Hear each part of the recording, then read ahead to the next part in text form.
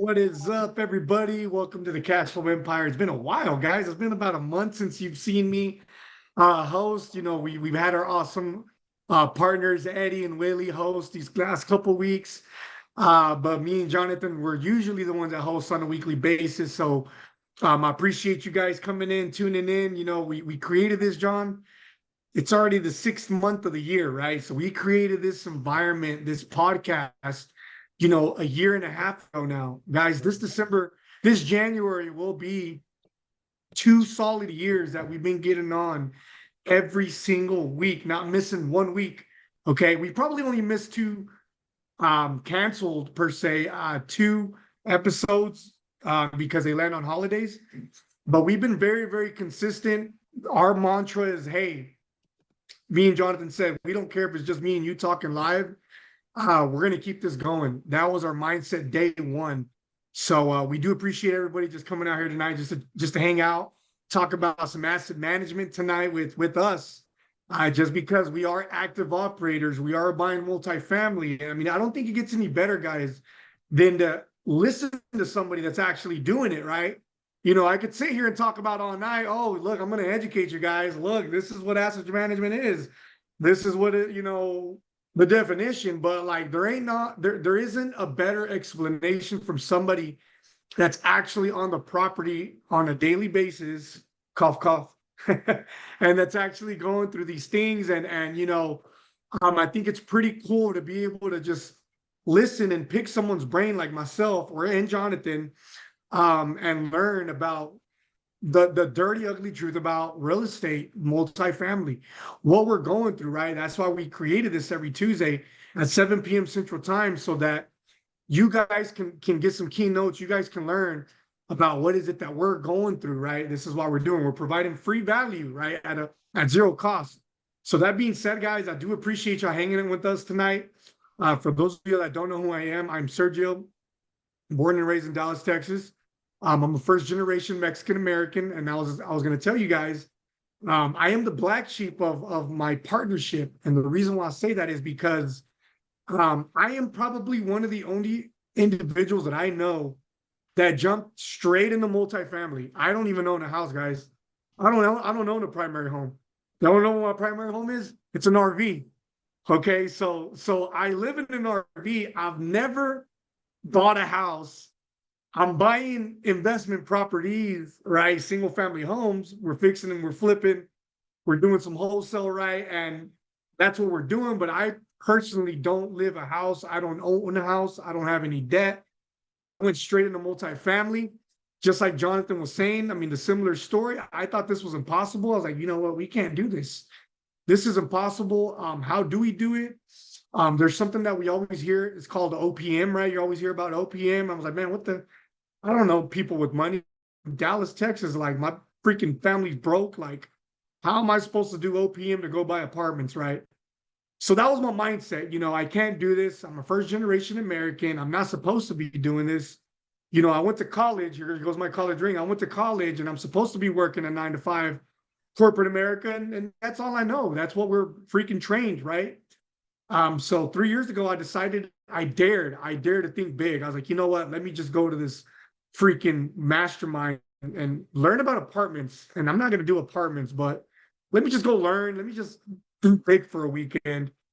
And whatever. I'll come back to Dallas and, you know, I'll just, I'll just go buy single family. I'm going to go buy a duplex, right?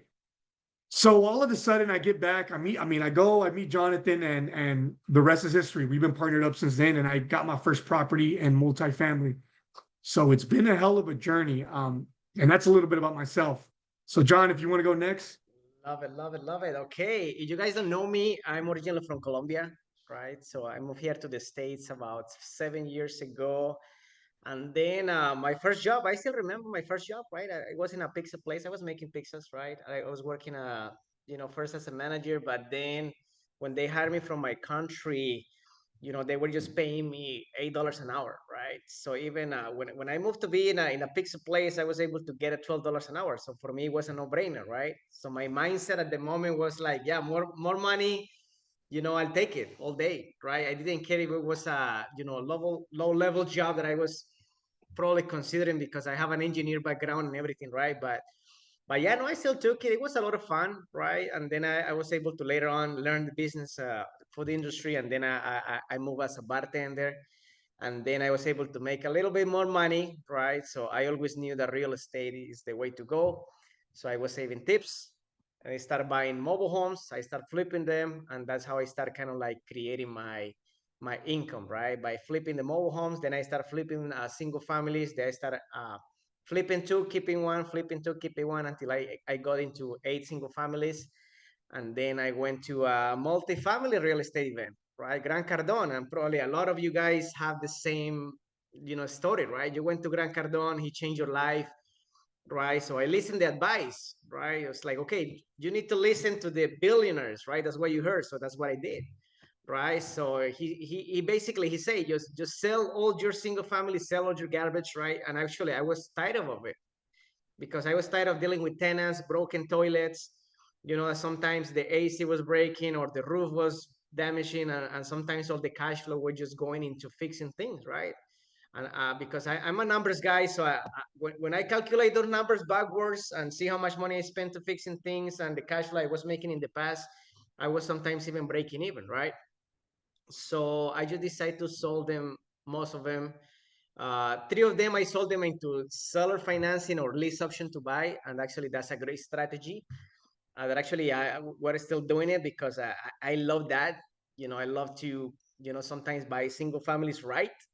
And then we're able to sell them at the lease option, right? You collect a big chunk down payment, right? So you collect some payments over time, and then you don't need to be dealing with tenants anymore because they're owning a house, right? So that's a really great strategy that we actually do sometimes, and even sometimes we have investors that like they come and partner up on these deals because the hard part is to find those houses, right? The right house in order to do that. So if you guys are interested in something like that, just let us know. It's something that we do as well, right? That's why you didn't see us in the last 4 weeks, because actually at this time we were meeting these homeowners and these houses, and we were negotiating these homes. That's why we couldn't come, but we start like leveraging the business, and now some people are just going to disappointment. That's how you start scaling, right? But yeah, as soon as I sold that, the equity was investing in apartments, and then the rest is history, right? So now we're doing this together with Sergio, and then we're pretty active. So we were co-GPs in 3 deals. Now we are in 3 deals. We're asset management, right? So we got quite some experience over 1,500 units. Basically, is that what we have right now, and then we are pretty active because that's actually how we learn, just by getting our hands dirty. But yeah, let's start the conversation because Sergio is the expert in this field. He goes to the property at least 3 or 4 times a week, right? Because we need to make sure that we're heavily involved. We need to make sure that the transition, that is key. The transition is key, Sergio, right? In order to be successful in this business. But just tell us a little bit, Sergio, about in the asset management side. How crucial do you think that is the transition when you buy an apartment? Here's the thing, guys. I think asset management is super underrated. My personal opinion, this is what I think. I think that there needs to be more workshops about asset management. There needs to be more classes or masterminds on asset management, just because for those of y'all that don't know, or if you've never been a part of a deal, if you've never, let's just say you've been pitched a deal, right? Everybody's been pitched a deal, right? Raise your hand, right? Can I see some hands? Yes. Okay. So you hear the spiel, yeah, we're gonna do this, we're gonna do that, you're gonna 2x your money, we're gonna renovate 30 units, 60 units, or we're gonna increase the value. It's painted as a very, very pretty picture. And I remember doing that, right? We're trying to help people out, and it gets real. Things get very, very real when you close. Um, so when you see people post pictures and close and say, we just closed, we're funded, guys, people think that's when it's over, and it's not. That you are far, far, far, far, far from over. That is just the beginning of something very, very long term, of something very, very tough that you're getting into. one of the transitions, I mean, that transition period is very vital because remember, what do we say whenever we're talking about deals? Distributions 9 months in. Oh yeah, 9 months. We're gonna start quarterly distributions. Well, you got 9 months, guys, to get things together. The reason why we're buying these, what do we do as syndicators and as operators? We're buying distressed properties. What are some of the key things that we look for? Distress. Oh yeah, management's horrible. I already know we can come in with our management. Holy crap, the freaking rents are below market. Oh man, I see money everywhere. We can increase those $200-300, right? So you're looking at everything that's wrong with this property, and you're looking at everything we're going to go out and do. Well, what you're going to go out and do, guys, you got to go fast. That transition it's got to start. And I remember, shoot, we just transitioned Sawyer's. We've been there for 2-3 months now, 2 months. And we were having some issues with the current property manager. The property manager is that's going to make and break you. You can have a solid asset management team. You can have a solid capex team. And in my case, I'm doing both. I'm doing asset management and capex. I'm heavier on the capex and construction because that's my background. But that transition with the management team, guys, I mean, the property manager makes or breaks you. You can have a solid asset management team, as I'm saying. It doesn't matter if that property manager, if that PM per se, also known as a PM, is not on board with you and your goals, is not moving at the speed that you need to be at. By the time you know it, 1 month turns into 2. You're still delinquent. You still haven't renovated any units. You still haven't evicted the people that you need to. You still haven't cleaned house. Turns into 4 months, turns into 5. And then guess what? You're in month 5. You're like, holy shit, guess what? We haven't renovated anything. If we haven't renovated anything, we haven't jacked up rents. If we haven't jacked up rents, guess what? We haven't made any extra income. We ain't cash flowing like we projected we were. And guess what? We're supposed to be doing distributions month 9. So I'm telling you, man, once we close it, time flies like this, and you got to start that first week cleaning house. You really got to mold your current property manager up to your speed day one, because chances are is that they've been kind of running operations. They're always going to blame previous ownership.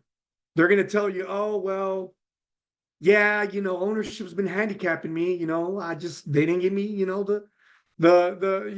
didn't give me the money. They didn't let me do this. They didn't let me do that. And you're like, oh, okay, well, guess what? We're active operators. We're active owners. We're going to go give you these resources. Go out and do what you do. And that's when you start seeing, okay, you know what? Is this PM bluffing, or is this PM actually, telling the truth?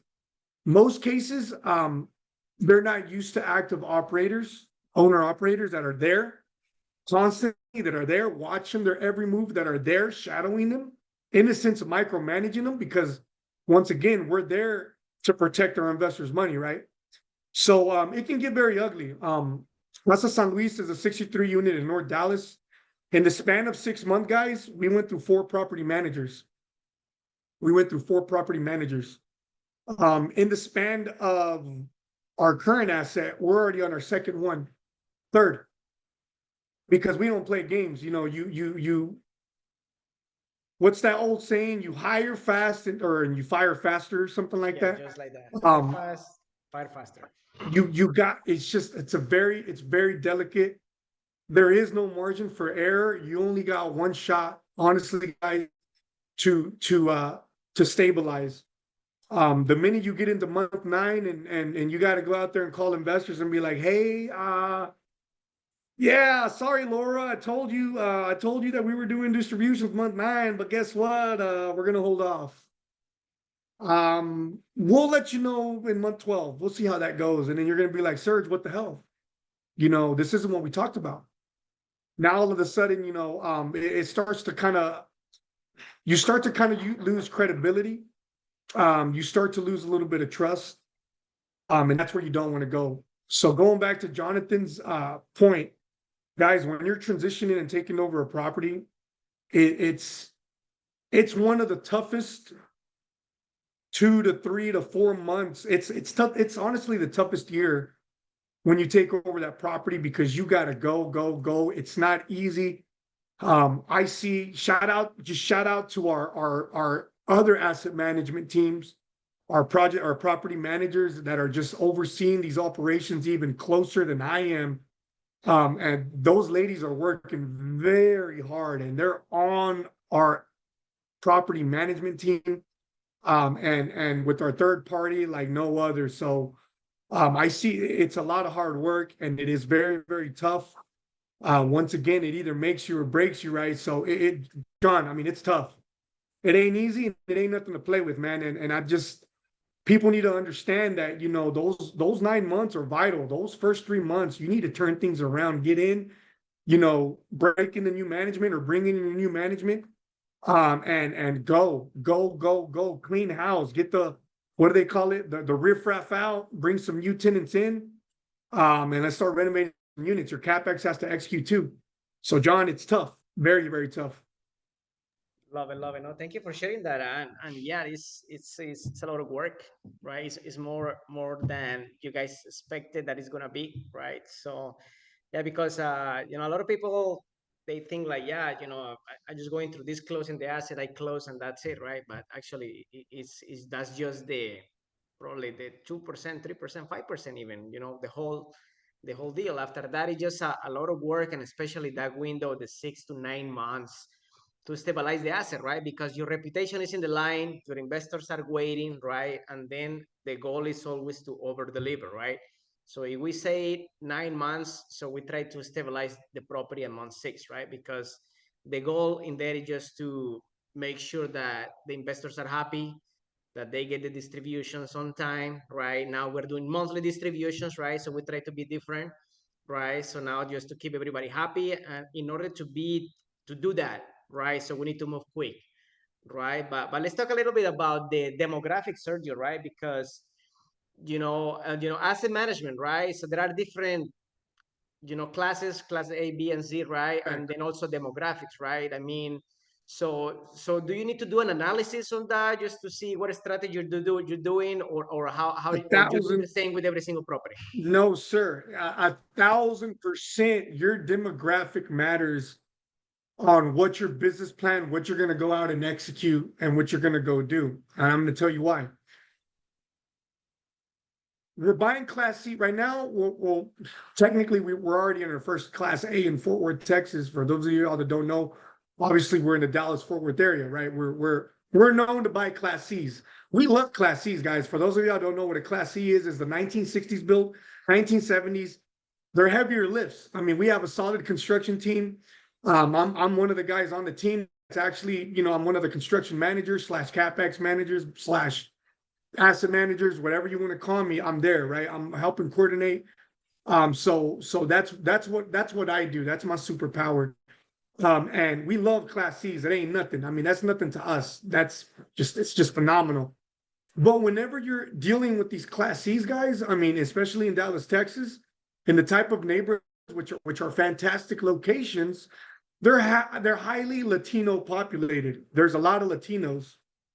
One thing, as being a Latino myself, I mean, come on now, we don't use dishwashers. We don't use dishwashers. I mean, there's no need to sit there and add stainless steel dishwashers to our units. Now, when you walk in, you're going to see a lot of them, right? You're going to see spaces, cubbies, and when you're walking, and this is what I love about real estate and multifamily is that when you start getting emotional when you're on the field, like, man, guys, I can't wait to renovate these units. We can do this color. We're going to do this type of flooring. We're going to stage it this way. We're going to do this. We're going to do that, right? And you start bringing those things up. Well, why don't we put in a dishwasher? And it's just like, well, why are we going to go spend $400 to $500 on dishwashers if we know the demographic doesn't require them? The demographic doesn't require them. They much rather have storage than another dishwasher, a brand new dishwasher. And I mean, there's people that even say, hey, can you take this thing out of here? Of course we can. We'll take it out of here. That let alone tells you right off the bat what you're going to go do. Another thing, guys, on the Class C that we have in North Dallas, a lot of people are famous for putting, how many times you hear quartz countertops? Oh yeah, we're going to put quartz countertops. It's not necessary in a Class C. in North Dallas in the 63 units.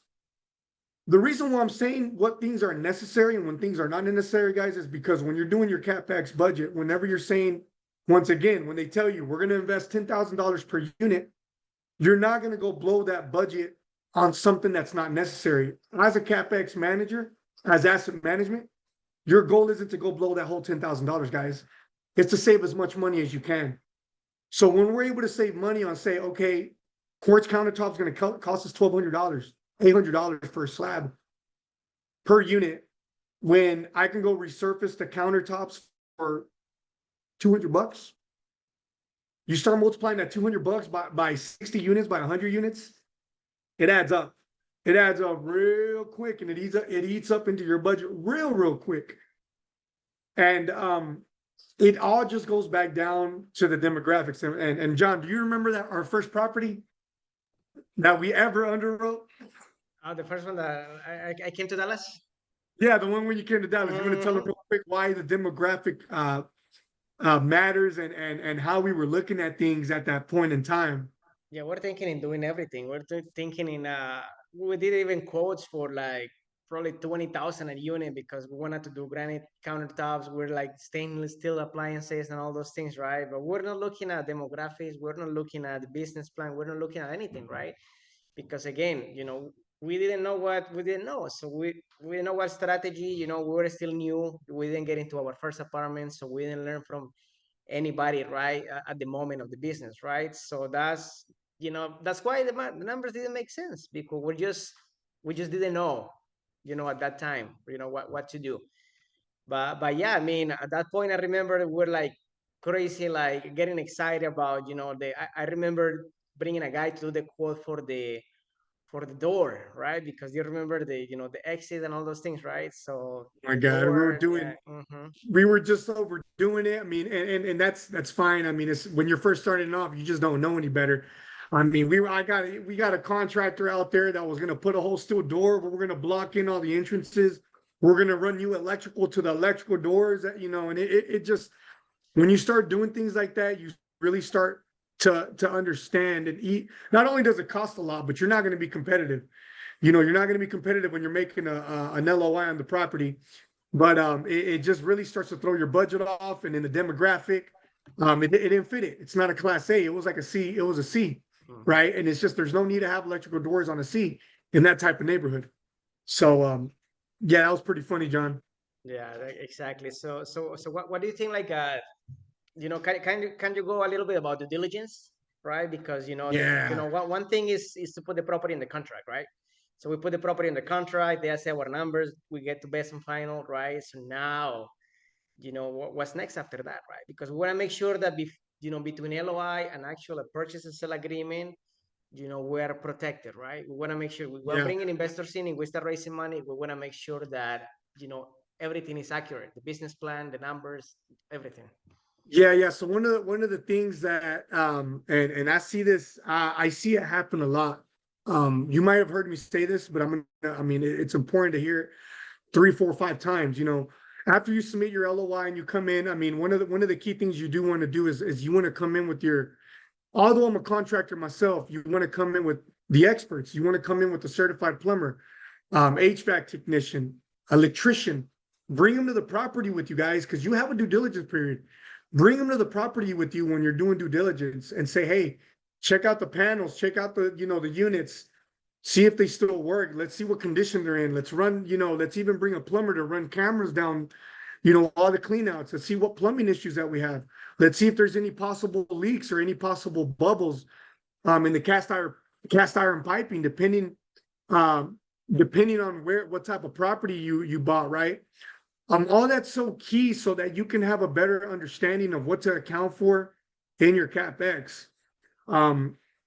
There's times, and I've seen this happen. I mean, I've heard some horror stories where individuals, have didn't account for roofing, right?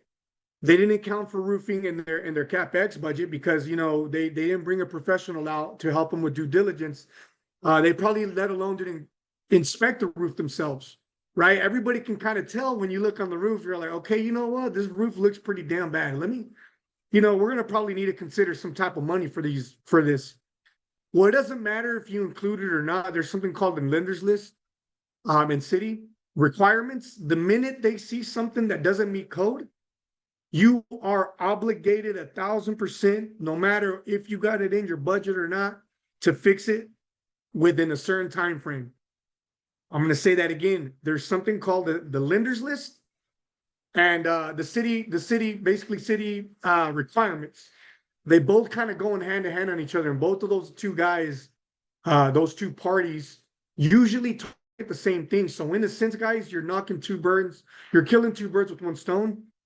But once again, like if you don't cover all your bases, I promise you, if something is on that list, they're gonna go out there and they're gonna make you replace that, and they're gonna give you a time frame. I mean, luckily, me being an exterior capex professional and knowing about concrete and asphalt, and potholes, I already knew. I was like, guys, they're gonna come crack us for this. We need to account some money for this asphalt. We need to fix these potholes. Not only is it a city requirement, but the lender's also going to want us to do it. So, lo and behold, it happened. Trip hazards, that's another thing that the city requires. It's a hazard. Trip hazards, any non-ADA compliant things got to get done no matter what. It don't matter if you didn't include it in your CapEx. You better have some type of reserves for that. Anything that has ADA, anything compliant with ADA, you better make sure you have some type of money for that. Account for it, look for it when you're doing your due diligence. Look for any rails that aren't, compliant with ADA at a certain height. Look for any trip hazards on sidewalks when you're walking these properties. Look for any roofs. Look at the roof, look at the soffits, look at all that stuff that's going to damage anything. Another thing, there's something called organic growth. If you're doing due diligence and you're walking these units and you already smell, I'm going to say it on here because I'm not out of property, but if you smell mold, if you see mold, that is a huge red flag for a city. That is a city on your butt all day, every day. You need to get that addressed ASAP. You need to get it fixed. You don't call mold, you don't ever say mold on a property. You say organic growth. Please remember that because you're getting into fair housing. You're getting into like all this crazy stuff with the city. So never refer to mold as mold. You always say we have organic growth to your property manager, and you let them know we need to get this addressed ASAP. Depending on how bad it is, depending on where it's at, you always want to, let's just say the organic growth is up to waist high. If you're going to replace the whole sheet, always remember that you at least got to do 3 to 4 feet. 2 feet's fine above where the organic growth is. You can cut it and replace that whole panel, or if you want to replace and re-rock the whole thing, then that's fine too. But usually the rule of thumb is replacing about 2 feet where the organic growth is. So that's just a little key factor that you do want to keep into consideration. But once again, bringing these contractors, it doesn't, Laura or Georgina, Tony, Lygia, it doesn't matter if you feel like you're not confident. You're like, well, because I don't know what to look for. I'm just on the team, but I'm here to learn. Like, it doesn't matter. Use your resources. Use the experts that know what they're looking at. Bring a third-party general contractor. Bring subcontractors, foundation experts. Once again, HVAC experts, plumbing experts, electrician experts, certified experts that know what they're looking at. And they'll tell you, hey, Laura, guess what? These panels, they're bad. You're gonna just maybe consider replacing them in the future. This is the hazard or whatever. Have them open up the outlets, the electricians. And if you see any pigtails, temporary fixings, you already know that you're gonna have to replace them. It's automatic on the lenders list. You got to go replace them with the Lumicons. So little things like that, the experts will come in and let you know. Although you're not the expert at this, bring the experts, use your resources to come and help you out. And they're the experts. I mean, why do you got to learn this stuff? You don't got to go get your plumber's license. You don't got to be a master electrician to do all this. Let them come over here and tell you what the problems are, and that's it. So that's the importance of due diligence. Bring a team, bring a third party. I mean, there was even to a point, guys, we had a third party inspecting company We also had the property management company that we came in with that did their inspections. They brought their people. We came in with myself and the other teams that are good with construction. That's us. And then we brought our people and our experts. I mean, we had 4 or 5 different types of experts out there literally tearing this deal apart, trying to find a problem with something. What's wrong? What hazards or what future problems do we possibly have in our hands that we can mitigate now or that we can plan for in the future so we don't get caught with surprises. So that's the importance of bringing these experts to due diligence, John. Love it, love it. No, thank you for sharing that, Sergio. And then I see you guys are asking some questions, so I'm gonna make sure that I bring those questions, towards the end. We will be taking care of those things, right? But out of curiosity, Sergio, and this is actually that probably some of you know, probably not, but this is not shared to the public, right? Okay, so what happened if we don't meet those lender inspection requirements? What happened And if we don't meet them? not only, I mean, man, a lot can happen. I mean, you're so you first of all, you're not compliant. You're not compliant to really to technically operate. If the city doesn't see you, you know that you're making progress towards trying to make a difference in the property. I mean, there's fines, there's a lot of things that can happen, and it starts with fines, John. You can get fined, and once you start getting fined, um, they get costly as they keep coming. Once you get fined once, you start opening up a can of worms. Guess what? They said, you know what, Jonathan and Sergio ain't listening. That team ain't listening. I'm gonna stop by. Shit, I'll stop by once a month now. Now I'm gonna stop by once a week.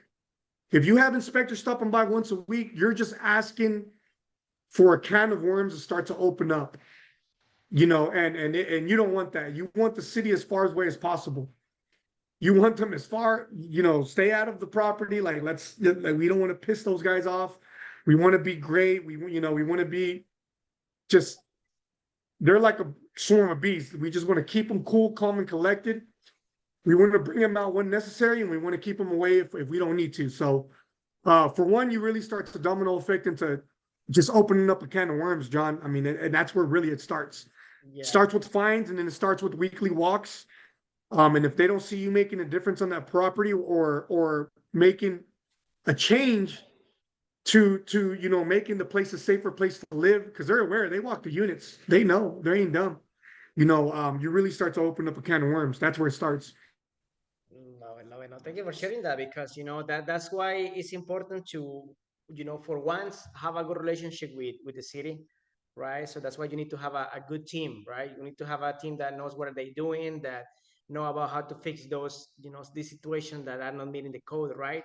And even you guys have experience on this. The bank, they are holding some of the money, right? The earnest money and That's everything, correct. right? So we don't meet those lender requirements, so the bank is not gonna be release the money, right? So I mean that money is a hard money there that we have on the property as soon as we put it in the contract, right? So that money is going back into the investment, right? So again, sometimes even we need to do like a bridge loan, like a short, just to in order to cover that for the investment and then wait until you just pay back. That's how it is, right? But it's just like a short term, like a 1 or 2 weeks loan. So that's pretty simple, right? So it's again, that's a risk that we are taking, and then we don't want just that money sitting there for a really long time because that's coming Yeah.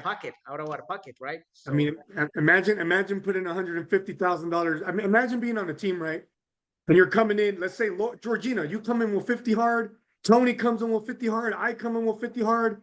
And that's our contribution to the team. And we're like, okay, guys, like we're on the team. Let's contribute. We'll come in with hard. It don't matter. It's not a problem. Well, we're gonna want that money back, right? We're gonna be like, all right, Serge, what the hell? Why aren't you getting these things done that we need to for the lender? I have my money in the deal. Like, let's go. Right. I need to pull that and I need to go either reinvest it in another deal or I gotta go do something. So that's another thing that's another kind of ticket item that's on our list is hurry up and let's get our money back. Because and that's not released until the lender requirements are done. And those guys, I mean, like I said, once again, the lender's requirements and then the city's requirements, they kind of go hand in hand with each other. So you're kind of and not only those two, but you also have your capex, what you plan to do to the property, right? renovate all these units. You're going to do these exterior things, paint, you're probably going to resurface the asphalt paving, and all of these things, right? So a lot of it, you are killing three birds with one stone, but it has to get done in a timely fashion. I mean, some of these items, they give you 60 days from when they inspect it to get it done ASAP. You don't get it done, you get fined. And then you start to open up the can of worms. They're going to start, instead of stopping by once a month, they're going to start coming once a week. If they start coming once a week, guess what? They're going to start finding some things out. They're going to be like, oh, well, guess what? Now I'm seeing this, I'm seeing this, I'm seeing this. What the heck's going on? This is a fine. Or what's going on here? Well, you know what? Sergio and Jonathan and the whole team, they have all these problems. What other problems do they have that I'm not seeing? Let me dig deeper into this. And now you're really just opening up that can of worms. So just remember, guys, you want to be very, very, you want to keep those, you want the city on your side, but you also want to keep them as far away from the property as possible. Love it, love it. And we're sharing this, guys, because again, that's actually a priority, right? When we have a lender visit, or we have a city visit, we just leave everything, right? Go and take care of this first, right? Because we want to make sure that we have a good relationship with the city and the lender, right? So they're partners. They're partners in the business. You think about it, right? They let us operate, right? They just asking for just okay, meet the requirements of the law. That's all, right? So, but yeah, let's share with everybody, Sergio, some of the practices that we do as a team, right? Because again, we do the transition, right? So, and then just to kind of like explain to people that it's actually a lot of time and a lot of work involved in the property, right? How many meetings are we having every single Man. week, for the first 6 months, and what are we speaking about those meetings? Let's go a little deeper on this conversation. Okay. First things first, we have a general partner meeting, which is that's typically, it's once a week, right? Once a week. So that's the general partner meeting. We talk about how the asset is performing.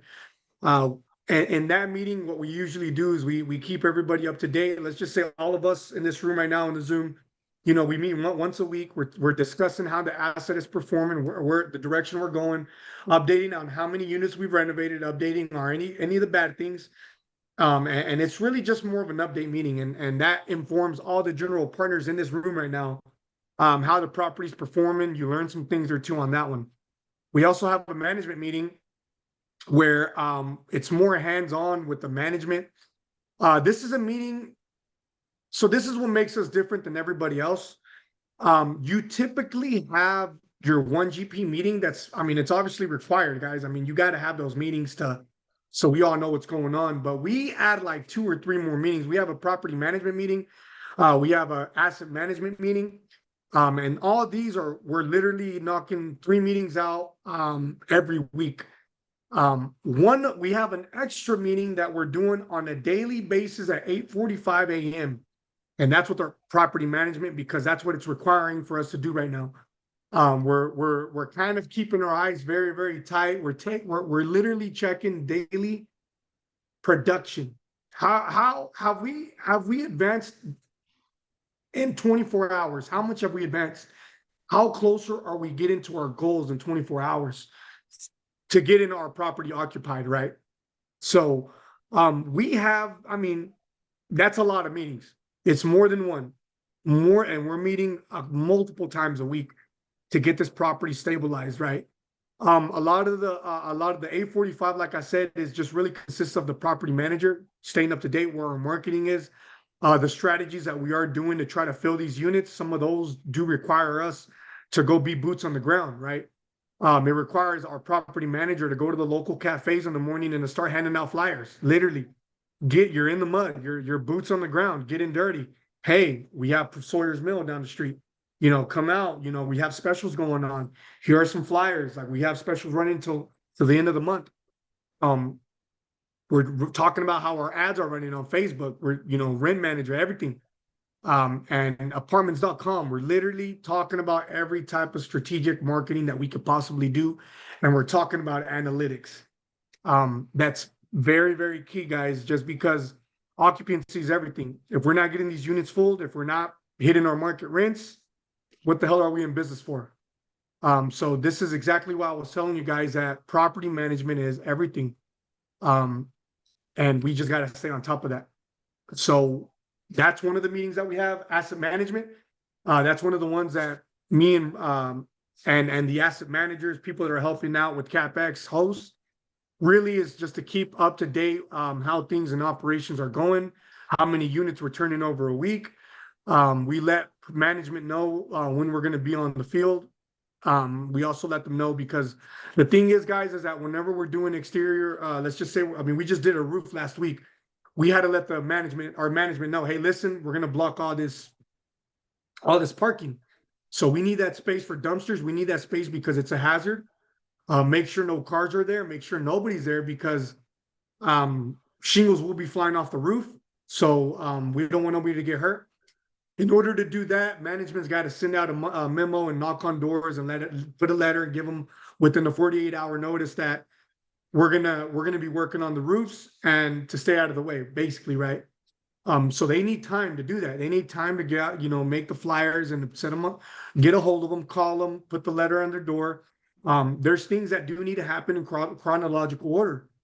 Because what happens if we just say, oh, you know what, guys, I'm just gonna send an email and that's it. Let's just say somebody walks out of the door in a shingle or they step on a nail and they're gonna be like, what the heck? Now we're facing a lawsuit because then they're gonna say, well, I didn't get the email. You didn't send me a letter. You didn't call me. So you literally got to do all of the above as risk management to get these things done right. And that's key. You got to cover all your bases. And this is more on the asset management, property management side of things. But yeah. So that's kind of some of the things that we do talk about in our asset management meeting is how are we going to mitigate risk? What scope of work we're getting done this week? What to look forward to, how much money we're pulling on this budget. Money, right? Because obviously, like we talked about earlier, we have a budget for roof. Let's just say we have $200,000 for roof. We're not going to sit here and go below the $200,000. We're going to do our very, very much best to get it done for anything below that. So in this case, just to give you a live case study, we budgeted $200,000 for a roof. We only spent $80,000. That's asset management right there, guys. That's CapEx, guys. That's a pat on the back and saying, hey, we saved a lot of money on these roofs that we need to get done. Great job, CapEx team. So that's where we get celebrated as a team. And we're like, okay, cool. We saved all this money. When you're able to do that, guys, just to let you know, you're either able to go inject that extra money into another project that's going to go increase other income or increase your NOI. You can either do that, or B, that's just money that you can sit here and redistribute to your investors. So it's a win-win. And that is the CapEx team's goal, is to save as much money as possible. We try to save every single dollar that we can. So that's asset management. That's what we have in our asset management team meetings, is how's everything going, how many units we're looking at, what's in the pipeline. You know what, we got 5 more units that we're going to knock out. Today, we actually had an in-person CapEx team meeting out on the field. We walked with our contractor. We set expectations. We're getting more quotes on what needs to get done. We're going over the scope of work, and we're holding them to that standard. And that's where I come in, and that's what my job is really just to crack the whip and be like, hey, these are expectations. We're going to hold you accountable to that proposal, and it needs to get done in time. And if it doesn't get done in time, we're gonna have some issues, because we got to lease these units. We got to do our job to hand it over the baton to our property management team so that they can go around and lease them up. So it's a relay race, guys. This is how I look at this. It's very much a relay race on how these multifamily acquiring properties is. It's all hand in hand with property management, asset management, and CapEx. We're teaming up. We're relaying around. Okay, what units are ready? Property management. Sergio, 5 units are ready. Okay, cool. I go on with the team. Guys, we got 5 units ready. Let's go freaking buy these out. Let's go get them done for as least money as possible. Okay, boom. We knock them out in a week. Hey, property management, here you go. Back to you. They're done. And they're ready to get leased. Boom. Get them leased. Market rent. Repeat throughout the property and the cycle. Obviously, that's high level. There is it's not, it's easier said than done. I mean, we come across some things, you know, it don't go that smooth. So I'm already I got a little couple gray hairs coming out of my scalp right now. So it's easier said than done. It's a lot more tough. There is hurdles throughout that process. So yeah, guys. But John, right off the bat, those are 3 meetings that we do have for this asset until we stabilize, and until we stabilize, we will probably just meet once a month. Um, Love it, love it. so And that's kind of how you we're guys doing can things. see, you guys can see the passion of Sergio, right? I mean, that's why he like to do, and that's why, I love it. that's why we split up like that, right? So it's like, hey, Sergio, you're just focusing that because that's what you love to do, right? So my role is different, right? So I feel a lot of passion about my role, so that's what I do, because we focus our roles and responsibilities into again passions and the superpowers, right? So we go to Lygia right now, and then we're gonna take the questions that we have in the chat. But hey, Lygia, welcome. And you wanna ask your questions? Go ahead. What's up, Lygia? Hi, how's it going? Miss you, girl. I miss you. Good to see you. Good to see you. I haven't disappeared, just momentarily. Hey, we understand. Hey, we got to take care of business, right? I mean, it's all a part of the game. Yeah. No, just wanted to ask a question. Well, two questions. One, with the change of management company, did you guys have any issues with the lender?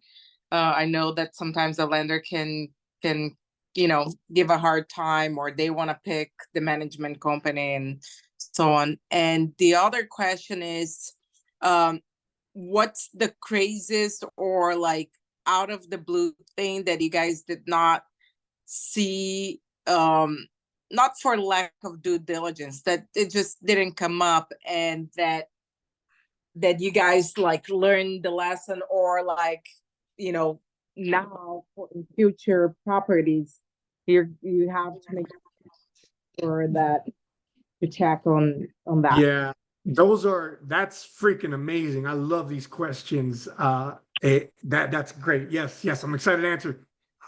So the first one is management. So we don't boot the property management right off the bat. You want to, and to your point, you are correct. Lender wants to see a credible insured property management company that's got the track record, because I mean they're betting you off that. They're saying, okay, we're gonna lend you. Well, who's your management? Okay, this third party is. Okay, well, let's check out their track record. Yeah, they're capable of doing it. They got the reputation, they got the track record. Boom.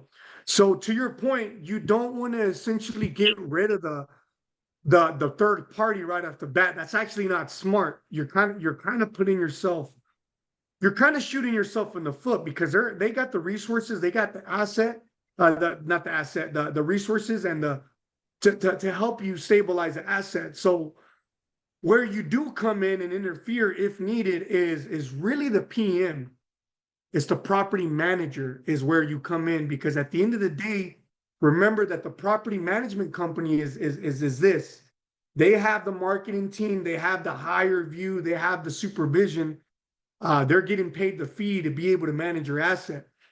But at the end of the day, your on-site is the one that you're starting to really vet. Hey, is this on-site doing her job?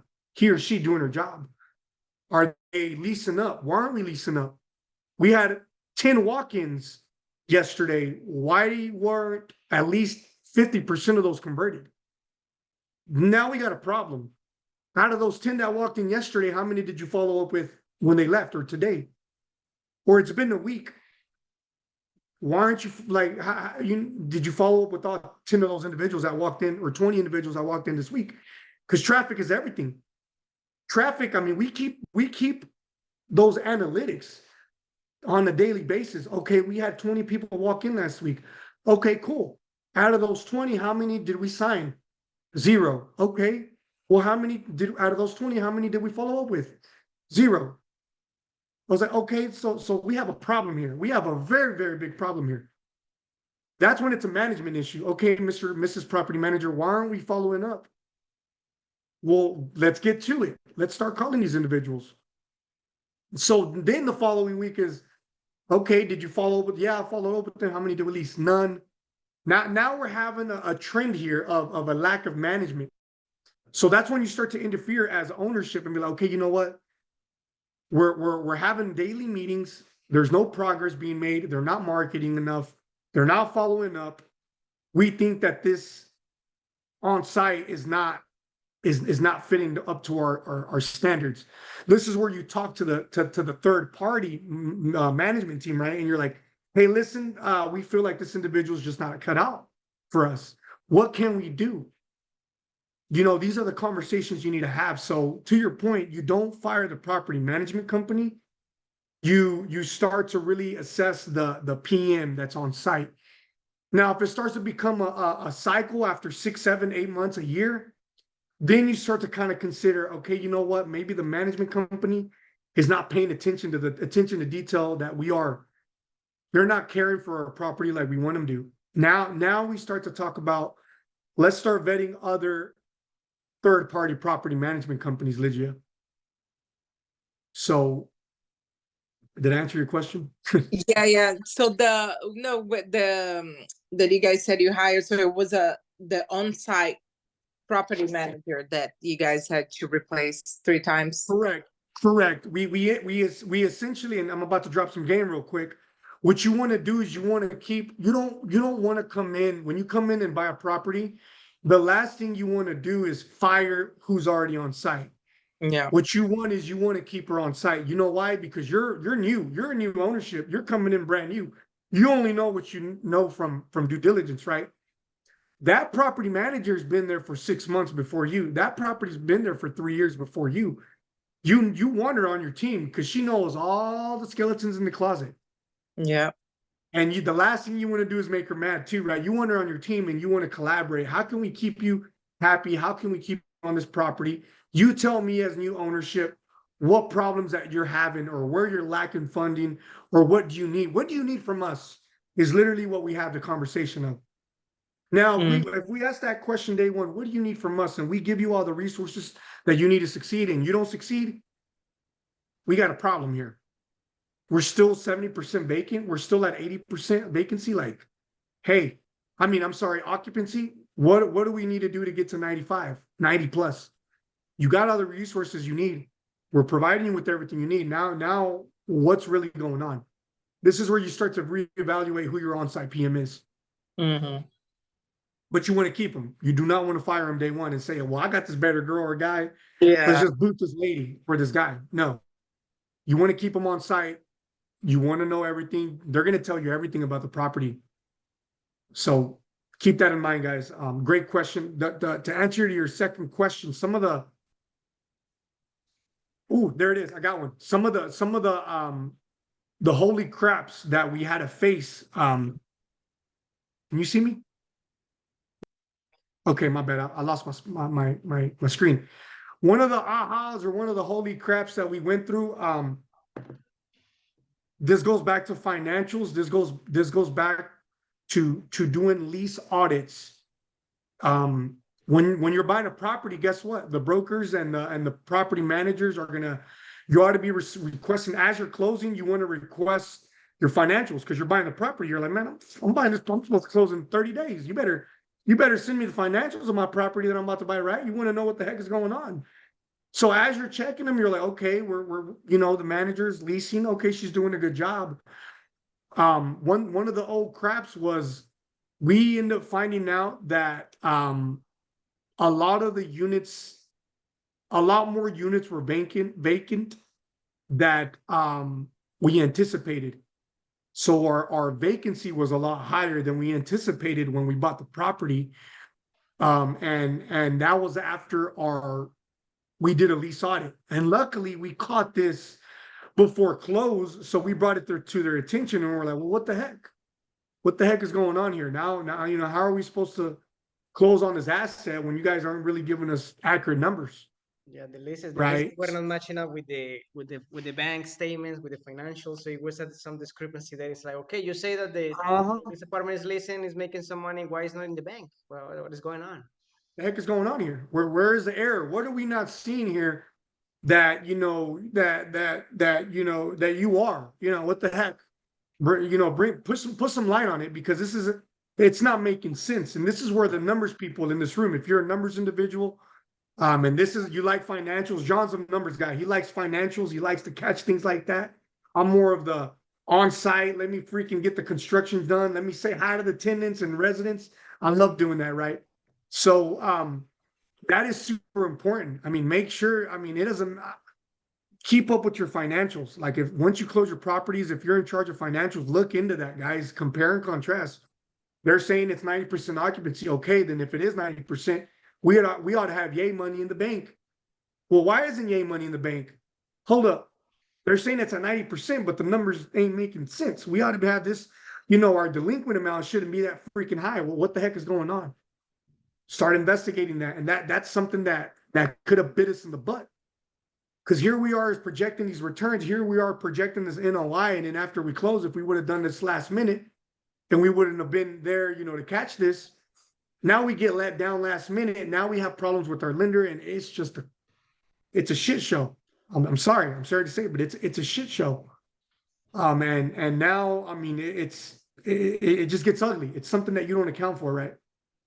Other than that, I mean, cleaning out the riffraff is crazy.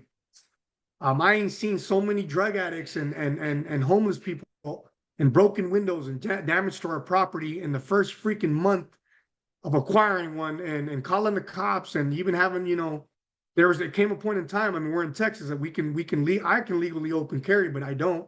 I conceal a lot, but it was just like, man, I got to carry my gun out here.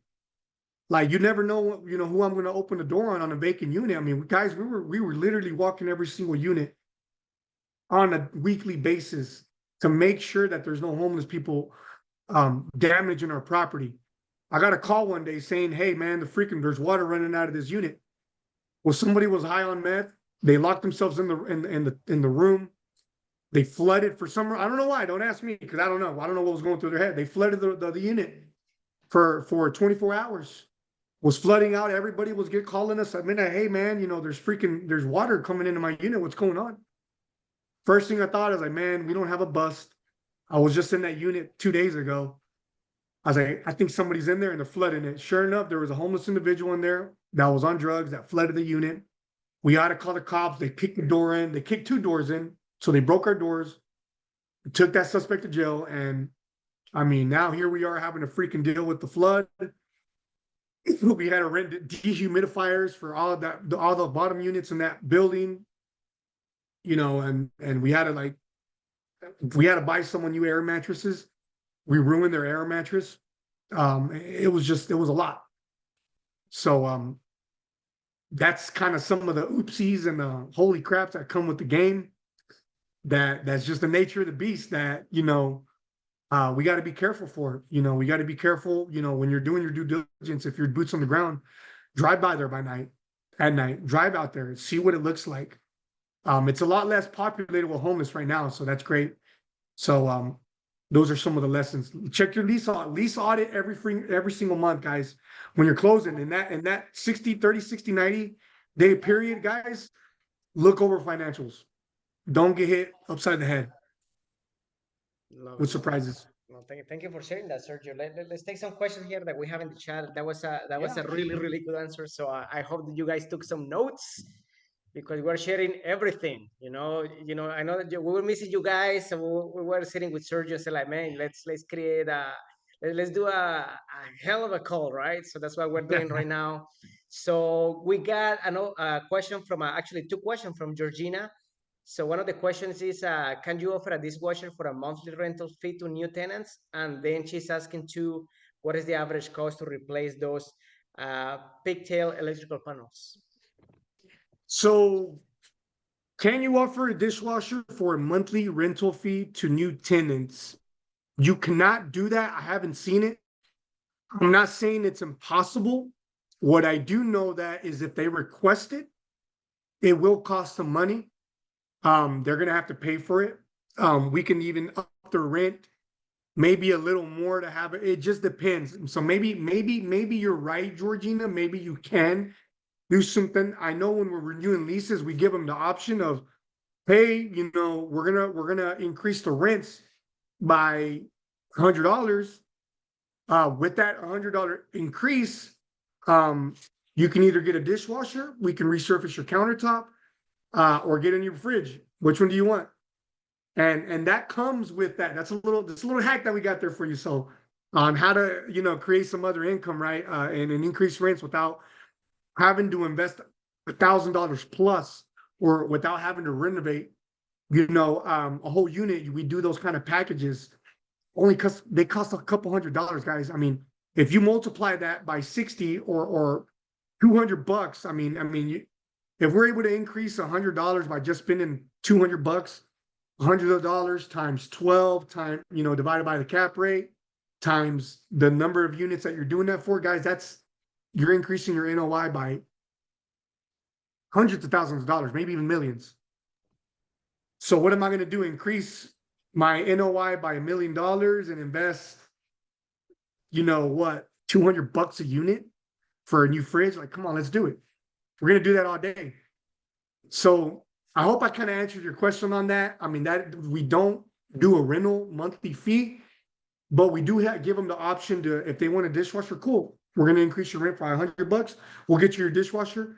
They're happy. We're happy because we hit our market rent, and it's a win-win. So great question. Yeah, that was a really good question, but you guys think about it, right? ROI, how much money I'm putting on this, right? And how much money I created, right? I'm creating some extra income a month, and how much value the property is increasing by doing that, right? And we're also keeping the tenants happy. They're renewing, right? So they're accepting, whatever, because they know that that's how the market is. They know that every single complex around the area, they are increasing rents, right? So how are we avoiding them to move somewhere else and then maybe save the money for those renovations, right? We just need to spend another 100 or a couple $100. So that's a really great strategy that we do in order to increase our NOI.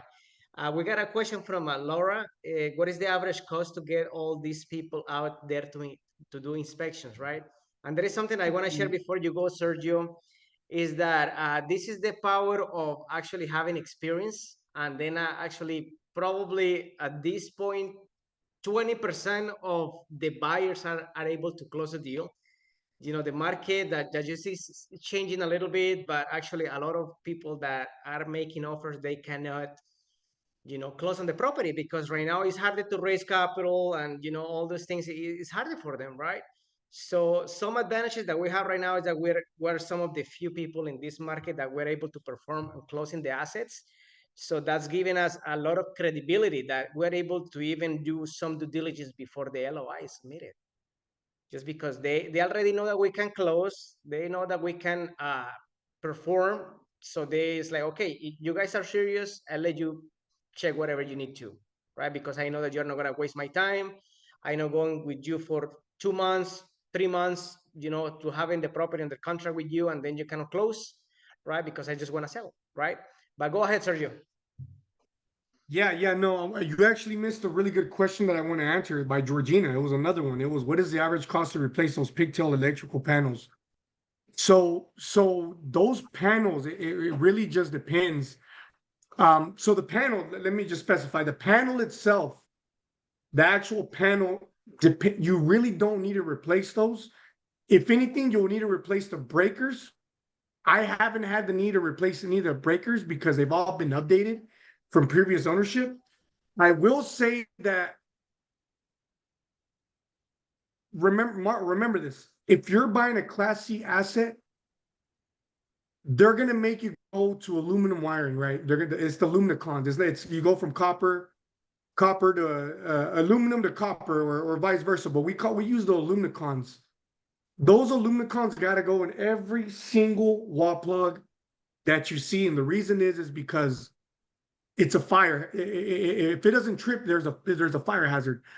Those right there are very expensive. We spent $15,000 on a 60 unit worth of Lumicons. They come in 3,000. I think, if I'm not mistaken, each package was, it was costing us like $4,000 to $5,000, and only like $200 or $300 came. And the city, if you use a little, and you'll see them, they're purple. If you use a little twisty ones, they're gonna say nope, because those are cheaper. Those are way cheaper. They're gonna be like, nope, those are temporary. You need the permanent ones, and that's when you're like, dang it. Trust me, we try to do that other option because it was a lot more affordable. But we had to use the ones where you actually had to wire them in, and those are the ones where I think like for 500 in a pack, they're like freaking $4,000 or $5,000. It's ridiculous. So the chances are, guys, if you're looking at a Class C, you know, open up a pan. Make sure your electrical guy. I mean, this is low voltage. You can open up the little faceplate. Just look, and if they're wired with like the little twisty ones, you gotta replace them. Chances are your lender will make you replace them. And like I said, you can ballpark it. I mean, we found them. We were looking everywhere.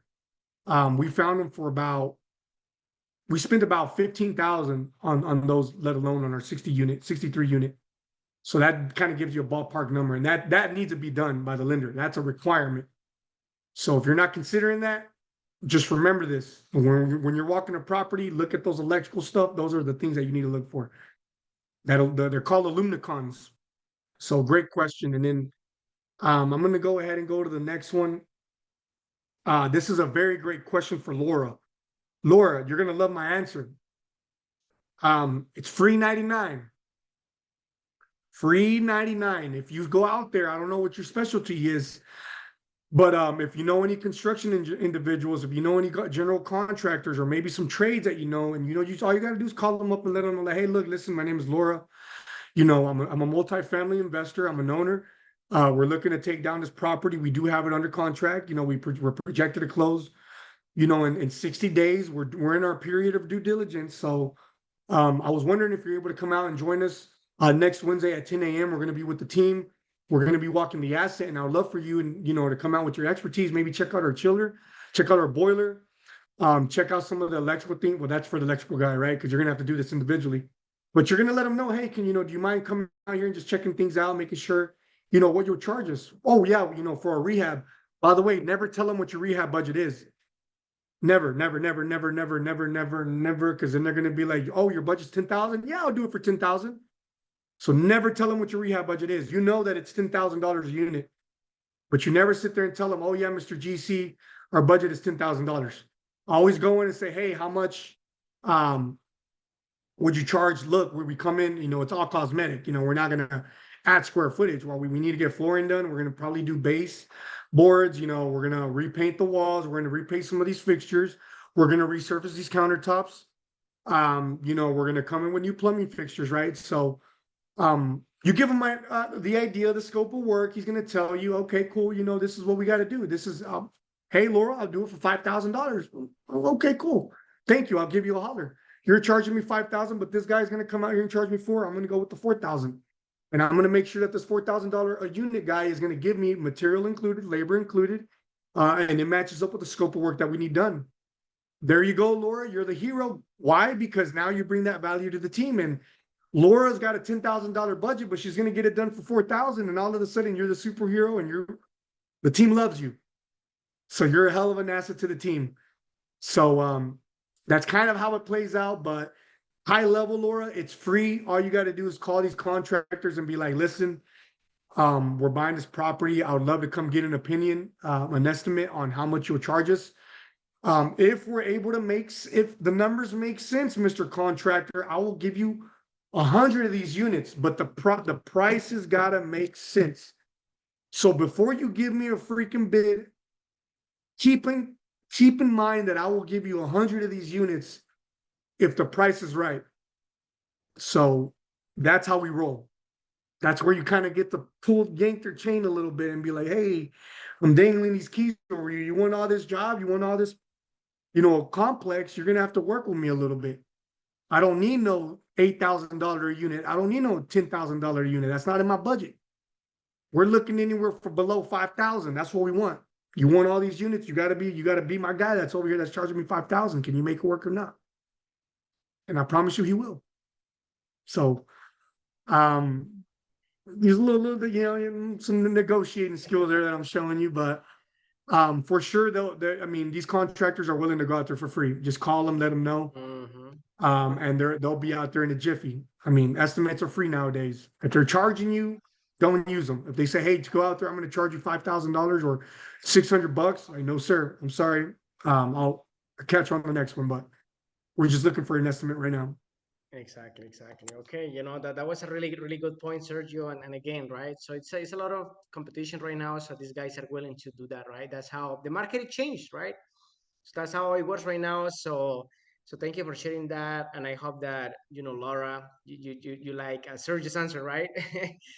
So I right now I'm gonna post in the chat because actually this coming Thursday, I forgot to mention this, but we have actually a deep workshop about asset management, right? So you guys gonna be able to attend virtual. This workshop is gonna be hosted by me, Sergio, Jana, Sean.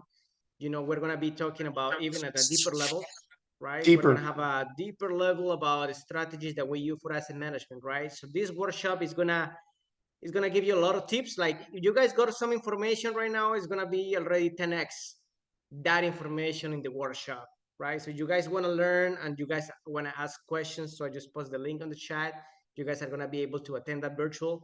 And then we just share some couple or three strategies that we do, but trust me, we have way more, right? That's why we're able to commit to the investor, right? Results is everything, right? It's not about being consistent, it's about results, right? We're able to, instead of month nine, we're able to pay 6 month distributions. We're going to be able to do them monthly. We're able to hit projections and even save money in capex, right? All those things are already by applying those strategies that we're going to be talking about this Thursday.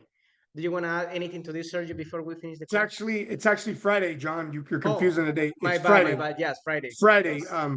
Guys, if you can fly in, I know it's a late notice. We're letting you know the week of. I mean, but if you're able to fly in, and come check us out. I mean, we will be having this seminar, this class in person. It's gonna be. I mean, I already saw how, man, it's gonna be phenomenal. I mean, we're gonna talk about capex. We're gonna talk about true asset management, marketing. We're going to go in the deeper level of what we just talked about today from our other experts that are actually helping us, right? Me and John are just one of the two on the team that's helping, on the asset management. But imagine hearing from the whole squad that's in the trenches also, right? So it's going to be very, very great. If you can't fly into Dallas, that's fine. It's all online too. Click on the link below, reach out to us guys too. I mean, I'll put my number in the chat. And John, if you want to put yours too. Yeah, and actually, I think that we have a code right now. Let me just find that one We do because you have a guys gonna code. be able to It's get a little discount in there too, right? So I mean, why not? yeah. So it's discounted. And I mean, if you get to fly in, that's awesome. Let us know if you need help staying at a hotel. If you do decide to fly in, we do have a Thursday monthly meetup. We have the workshop on Friday, and then we have an investor day Saturday. So you can technically knock out 3 birds with 1 stone. Jonathan just put a code for the ticket. You get a special. You get some percentage off, a discount using the CF15. That's Cash Flow Empire, 15 code to get a discount on that ticket. So it's gonna be a great one. It's gonna be a great one. I personally think, guys, this type of workshop trumps all the freaking events that I've ever went to because you get to learn operations. You get to learn how is it that we're truly doing these things. Because I mean, I was curious. I was like, one of my first things was like, how can I buy apartments? What do you do? I want to learn how to manage it. Like, let's talk about some of those key things, right? And I think it's super important that everybody gets to just learn, get a gist of that, so that you know what to look forward to when you invest into these properties, and that when you start doing due diligence, this is what I'm looking for.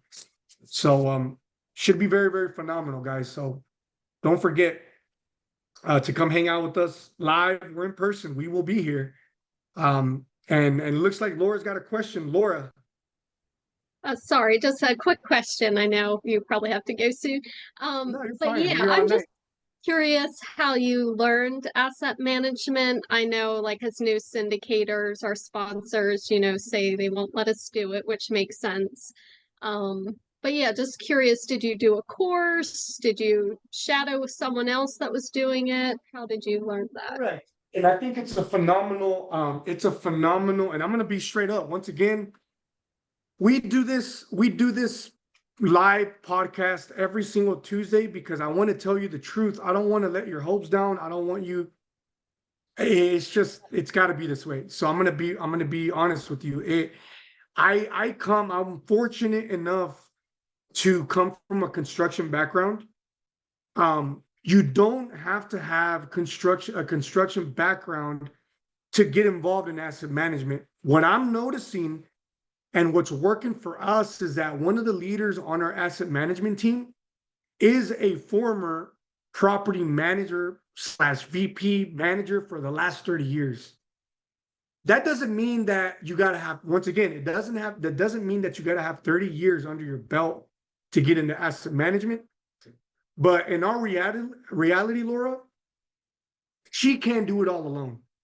She needs somebody to help out. She needs somebody to shadow her, to be like, hey, let me help you, right? So if you're able to come into a team and be like, hey, look, listen, I'm interested in asset management. What can I do to help out? You know, to start dabbling into that, right? It is really the way to approach this. Now, they're not going to give you the role day one and be like, Laura, 100% your asset manager. Take it on. You're going to be like, oh, shoot, okay, I got the role, but how do I do this? What do I do? What do I look forward, right? But I would approach it as, okay, guys, you know, I'm a new investor. What can I do for you, or how can I apply this knowledge or my services, my time into helping you guys accomplish the goals that we need to make this happen, to execute this business plan, is the number one thing I would ask. You know, and I promise you, Laura, if you come with that attitude of giving rather than, hey, I'm giving you my time, what's in it for me, where's my compensation? Promise you they're going to respect you more. Because I'm going to be real with you, I haven't got paid a thing for all the time. Remember, this is a long-term game. This is and the multifamily syndication is very, very generational wealth. It's long-term. We're in it for the long run. We got to remind ourselves, right? But it's well worth it. So as long as you do that, Laura, and you approach these syndicators and these teams and say, hey, I'm open. What's up? I'm Laura. I got the time on my hands, and if I don't, I'll make the time. Plug me in, put me in, coach. How can I help you? And you know, harass them. Hey, what do you need help with? Let me look at financials, or can I jump into these calls? And that's another thing we do is being involved in these calls, Laura. You'll learn something crazy. Like you learn so much, and you will never stop learning. You know, because me and John are a part of multiple deals, and every single deal is different. Every single one of them. So you were not going to learn it all in one deal. Even if you do great on this deal, this other deal you buy is a whole nother ballgame of problems. So I will start there. I hope I answered your question. Don't get discouraged. Don't think that it's impossible. Don't think that, you know, you don't qualify, because, I mean, you can always learn. I mean, it's being just getting in the mud. It's getting involved, right? So you got my number. If you have any more questions after this call, text me, call me. That's why we're here. I miss doing this. I miss doing this so much. I mean, I don't care if it's only, I mean, how much we're rolling deep. We're rolling 10 deep. Or I don't know if you know, but we had up to 60 people on this call. 60, 100 people on this call at one point. You know, so this is what we do. We're here to help out as much as possible. Text me, call me, and we'll figure something out. If you have any more questions and you're still interested on doing this. Where are you from, by the way? I'm in Pennsylvania. Pennsylvania. Okay, cool. That's the state, right? That's the state. Yeah, that's the state. My geography's a little off. Okay, yeah. Okay. I'm gonna get a little racial here. I'm Mexican. I'm from Texas. I mean, that's all we know. We don't go up north.